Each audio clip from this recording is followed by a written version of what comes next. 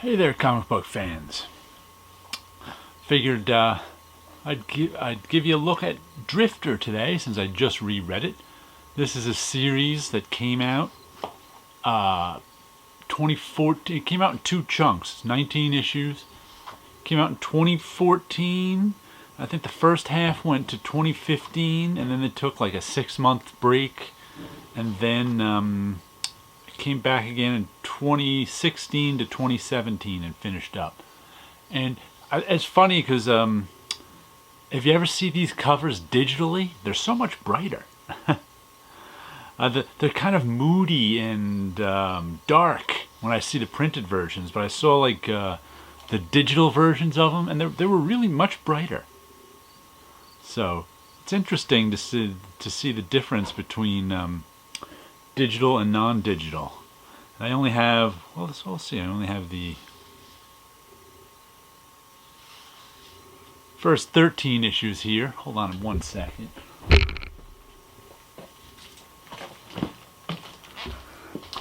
I didn't take these out of their bags because I wasn't going to open them up on screen for fear of spoiling it, but here's the last shiny bits of cover. Ooh, it's all liquidy. Nice skull cover there. There's not as much shine on them over that side as when I move them over here. But yeah, 19 issues. Some pretty nice covers. There's the last cover. Let's put them back over here now. And we'll start talking about them. The story is kind of a mystery where the lead character, who I guess is a drifter, I don't know, crashes on a planet. We'll show you that in his spaceship. So it starts out, there's our spaceship crash. Kaboom, big crash. There's our lead character right there. And these strange alien things. So he immediately starts a fight with one of them. Another one comes out. And his gun doesn't work. That's a strange little mystery in and of itself. Why his gun doesn't work. And then, forget those blue things. This guy comes out of the mist and shoots him right in the back. And he just kind of looks at him. And next thing we know, the guy's recovering. And this is another one of the lead characters. She's the sheriff in this small outpost town on this unnamed planet.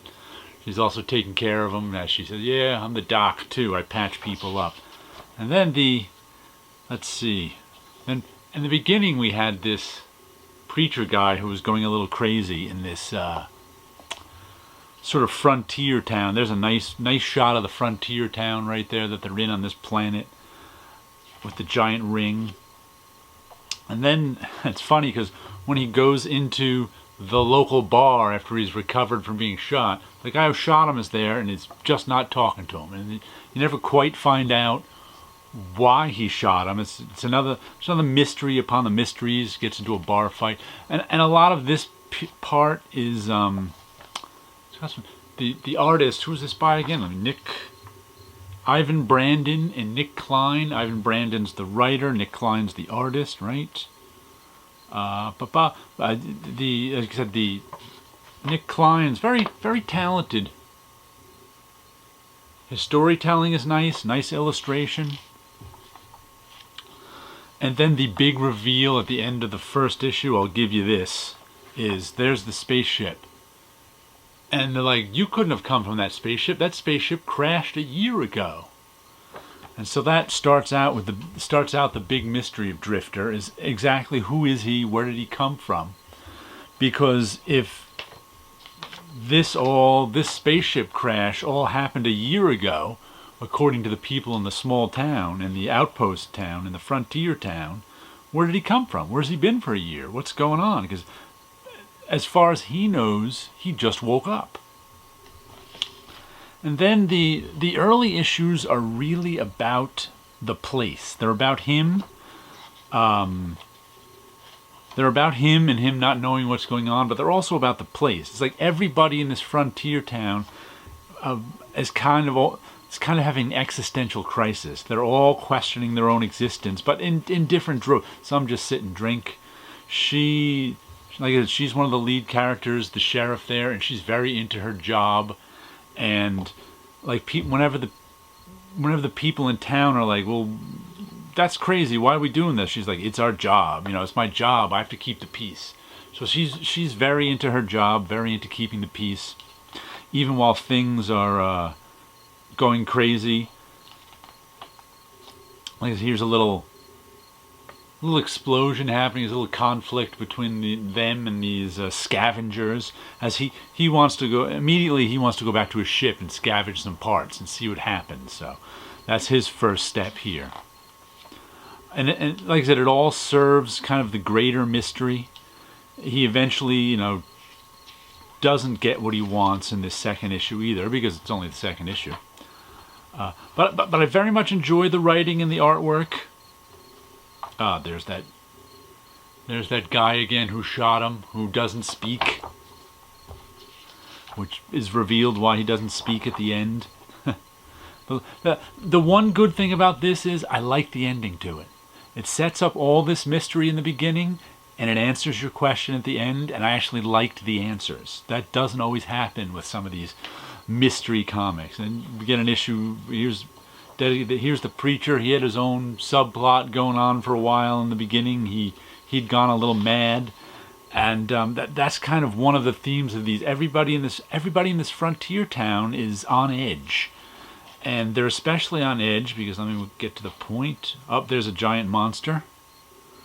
They have to do mining in order to get there. Once again, the beginning issues are kind of a lot about the structure of the frontier town and how things run, and things run very strangely. And why do they do? It's like they have to mine for this stuff to get energy to keep their town going. And it's like, oh, that's a weird thing. And then we get, where are they? There's our subplot with the then we get these guys. These guys are in there with the mine. One of the reasons the town is on edge is because there's other things living there, and these are much bigger, stronger, and scarier than humans. And they basically stay out of these guys' way. And there are blue ones and there's red ones. And they don't know who they are. Like, here's an example. This guy accidentally tripped one of these blue creatures, and the blue creature crushed his hand in retaliation. And they live in fear of these blue creatures. They don't know why they're there. They're even like I said, all of the townsfolk are having their own little existential crises to some degree or another. Because it's really a story about people on the edge, at least in the beginning. That's how the story starts out. And we're introduced to a precocious little girl who seems wise beyond her age. She hooks up with a guy who doesn't talk, and they travel together, and she does all the narration. Then, who pops up but this strange guy here? And the sheriff talks to that guy. And he's sort of the conduit to all the blue guys who are running. And you get the idea that they have some sort of hive mind. And what's interesting is this guy knows exactly what's going on in this story, in this town. And some of the stuff he says doesn't make sense until the reveal at the end. Like, this is a kind of a different story, reading it the first time through where you don't know the ending, and reading it the second time through when you do know the ending. Because reading this the second time through, some of the stuff he said made a lot more sense to me. Because it's kind of cryptic here. You don't know what's going on. What is it saying? You brought harm today upon one of mine. All sorts of stuff about not hurt. I feel your frustrations. He's trying to keep the townsfolk in line and happy. But you don't know why. You don't know who he is. Here's this guy. So we have this guy here, our main character, who doesn't know where he really came from, talking to this guy who knows everything, but we don't know everything. So it's some interesting stuff. And and eventually they decide to go on little kind of quests to try and get stuff and figure stuff out, because they're all kind of curious, and they're all kind of... Oh, there's one other thing here. They do something strange with the panel borders. I don't see if I see any. Let me flip back to the beginning. They do two different they do the square panel borders. That's the present. And when they do flashbacks, they do rounded corner panel borders. Let me see if I can find some of that to you, because they occasionally do flashbacks, and you're like, oh, okay, that's easy. Because at first, flashbacks can be confusing. There's not too many of them. I can't seem to find the curve. Oh, there we go. See that curved panel border up top? That means it's a flashback. So this was in the very beginning. They flashed back to the crashing of the ship. So those are our two different... I guess that's also a hint that since they made that a flashback panel, that's a hint in the first issue that the ship crashed a long time ago. So before they even reveal that at the end of issue 1, they give us a little hint with those rounded corners before we know what the rounded corners are. But overall, I have to say, I very much enjoyed Drifter. It was a very especially the ending was very emotional. They end up going on quests. They reveal the world a little more. They got a ship that flew. They went out. They found these giant flying monsters. Things went wrong.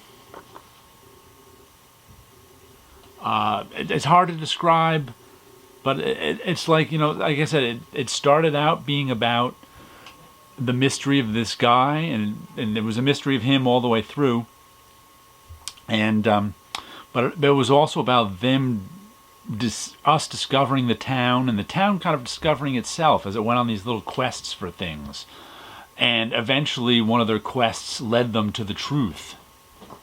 And they had and there was, of course, conflict in between on their little quests. It was where all the conflict took place with some of those blue guys, some scavengers who they didn't quite know who they were.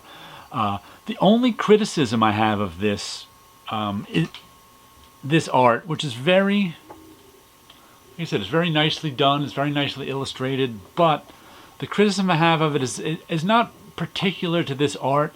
It's kind of particular to a lot of arts in the digital age, in that, what do I call it? The monotony of literalism. Because if you look here, because all the backgrounds, they're trying to capture the light of the place, this bar. So the light is the same the whole time. So if you look at this page, everything is the same green and blue light. Now, just for storytelling purposes, you could have made one of these backgrounds white. You could have mixed it up. But in this digital age, where it's easy to keep track of backgrounds and it's easy to keep light consistent, sometimes people keep light too consistent. Like here's our purple light and our blue light. But it's like you could have done something graphic design wise with these backgrounds with different shit. Like we're back to our green bar, and I just found that monotonous at times. As much as I enjoy the artwork, it was so relentlessly literal that I was like, come on, give me a little poetry in with your artwork here. Give me a little, one of these backgrounds, make a color, make white, make blue, make anything but the literal background. And it was like, here we are back to the blue, here we are in the green place, here we are in the blue place. And it was just kind of like, it got really, really tedious. Like, that's not just this comic. I mean, I see it in a lot of modern comics, and I think it's just part of the digital age of comics, where you can just put a blue screen over everything really easily to keep the light blue, or you can put these textures in the background where you might not need a texture in the background. You might be better off with something else. You might be better off with a light yellow. You might be better off with a green. You might be a solid sort of printer's color. But we always get, look at all the backgrounds on this are kind of the same painterly pattern. It's not bad. I'm not saying it's bad at all. I'm just saying that's kind of the monotony of literalism. I think literalism isn't always the answer. Realism isn't always the answer. We don't need every single panel in this bar to be real. we could do some other things for graphic design and storytelling purposes. But like I said, other than that, the art is really nice. I mean, the guy's good at drawing. Look at that panel with all those monsters in it. That's some nice stuff. Monster with his head blown away.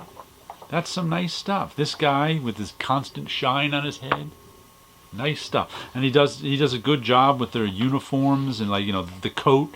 Always getting a lot of form in the coat and a lot of volume to it. So that's good. Nice, you know, translucent hood there. And this, I'll talk about the end of this for a second, not the actual end, because I'm not going to give away any of the end because I really enjoyed it. But I found it to be a very emotional ending too. It wasn't neat and tidy. It didn't wrap things up and make you feel happy. It was a little bit sad, the ending. It was a little bit left you with a few questions, but in general, I had a good idea what happened. Left me feeling a little sad for some of the characters. Left me feeling, you know, a little happy for some of them. But Here we go again. I was interrupted. What was I talking about? The ending.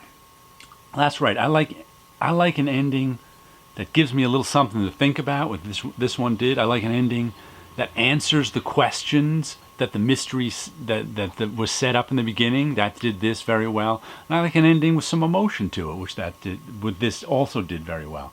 So overall, I have to say, Drifter is an A comic.